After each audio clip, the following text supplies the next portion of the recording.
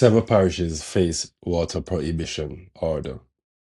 Residents and businesses in several parishes will face restrictions on the use of National Water Commission supplies beginning Monday, August 17th. The prohibition order will cover Kingston, St. Andrew, St. Thomas, St. Mary, Portland, St. Anne, and St. Catherine. It will remain in effect until further notice. The government says rainfall remains critically low while temperatures continue to rise, placing additional pressure on the country's water resources. Under the order, NWC water cannot be used for non-essential activities, including watering gardens and lawns.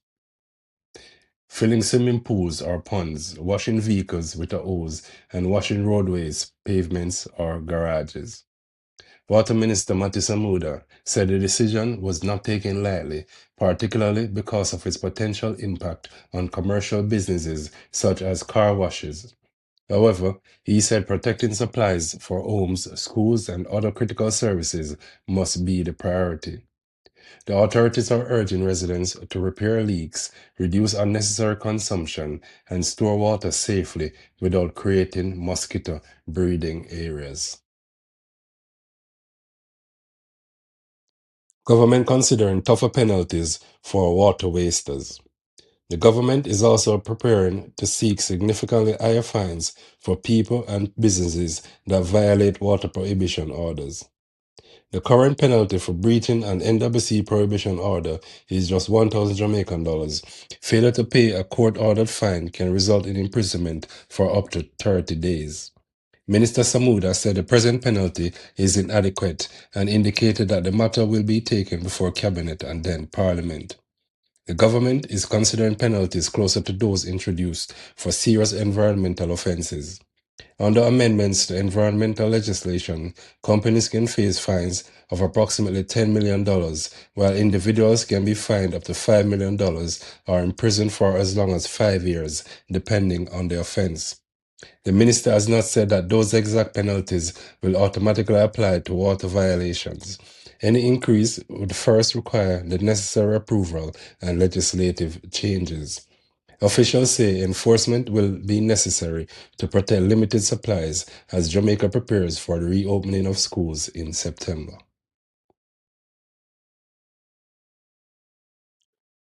Man charged with the murder of Nicole Brown.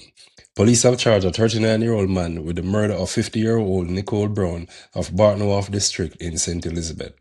The accused has been identified as Delody Warren, who is reportedly connected to addresses in Barton Wharf and White House, Westmoreland. Police allege that Warren confessed to killing Brown and disposing of her body in the Black River. Her body was later recovered by divers near Lacovia. The charge comes as the St. Elizabeth Police report growing concern about domestic and interpersonal violence in the parish. Divisional Commander Superintendent Coleridge Minto said more than 60% of St. Elizabeth's 21 recorded homicides this year have been connected to domestic violence or conflicts involving relatives and intimate partners. The parish recorded 8 murders during the corresponding period last year. Police say 377 people have sought assistance from the Domestic Violence Center at the Santa Cruz Police Station since January. More than 40 communities received domestic violence and conflict management interventions during July. Investigation into injuries sustained by a child in state care. The Child Protection and Family Services Agency says it is urgently investigating injuries sustained by a 1-year-old boy who had been placed in state care. The matter reportedly attracted the attention of the St. Catherine Parish Court when the child was presented during proceedings involving his parents. Attorney Denise Inson, who represents the child's mother, is demanding a full explanation and accountability. She has questioned how and when the injuries occurred, and while the child was reportedly not examined by a doctor until shortly before the court appearance. The agency says it maintains a zero-tolerance approach to child abuse and will apply the appropriate sanctions if wrongdoing is established. The CPFSA has also announced that it is accelerating the installation of security cameras at the Glen O Place of Safety, where the child was reportedly being housed. The camera installation forms part of a wider program to equip residential childcare facilities with improved security systems. The precise cause of the child's injuries has not been officially established. The matter therefore remains under investigation, and no conclusion should be drawn about the individual responsibility until the process is completed. Warning issued over fraudulent online job offers. Jamaicans are being urged to exercise extreme caution when responding to employment opportunities posted on social media and other online platforms. Authorities warn that human traffickers are increasingly using fraudulent advertisements and fake recruiters to target people seeking local or overseas employment. Tamisha Udison, director of the Child Labor Unit in the Ministry of Labor and Social Security, said trafficking can begin with an opportunity that appears too good to be true.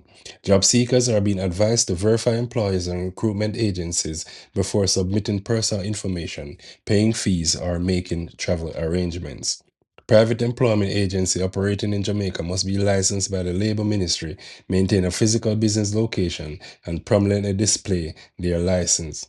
The Jamaica Constabulary Force disclosed that an underage victim in one recent case was recruited through a popular social media platform.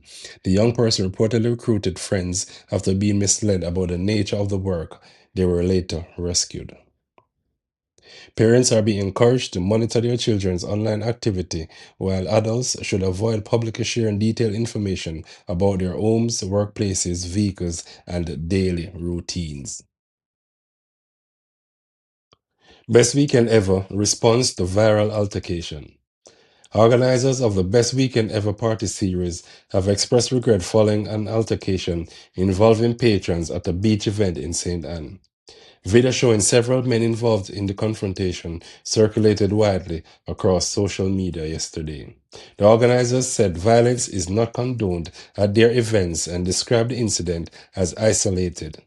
They said the people involved had been identified and that the appropriate authorities would pursue the relevant action.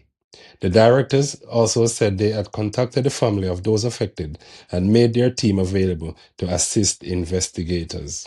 According to the organizers, additional security measures were implemented for the final event in the series. They maintained that thousands of patrons attended the wider series without incident and said the confrontation did not represent the culture or experience the organizers intended to provide. Buyers from more than 22 countries register for JPEX. International buyers from more than 22 countries have registered for the 2026 Jamaica Product Exchange, better known as JPEX. The tourism trade show will be held at Moon Palace, Jamaica in Ocho Rios from September 14th to 18th. This will be the first major tourism trade event hosted by the country since Hurricane Melissa. 61 supplier companies, represented by 72 delegates, have registered so far. Organizers expect the numbers to increase before registration closes. International participation includes representatives from the United States, Canada, the United Kingdom, Germany, France, Spain, Brazil, Mexico, India, the United Arab Emirates, and several other markets. Approximately 200 Jamaican suppliers are expected to meet wholesalers, tour operators, travel agents, and other industry decision makers. JPEG serves as a business-to-business marketplace through which Jamaican tourism companies establish relationships with international organizations that sell and promote the destination. The 2026 event will be held under the theme Jamaica Reimagined. And those are the major stories that emerged yesterday evening and overnight. Share your views respectfully in the comments. Remember to like this video, subscribe to Jamaica News Now, and turn on notifications for breaking news and verified updates from Jamaica and across the diaspora. Thank you for watching and have a safe and productive day.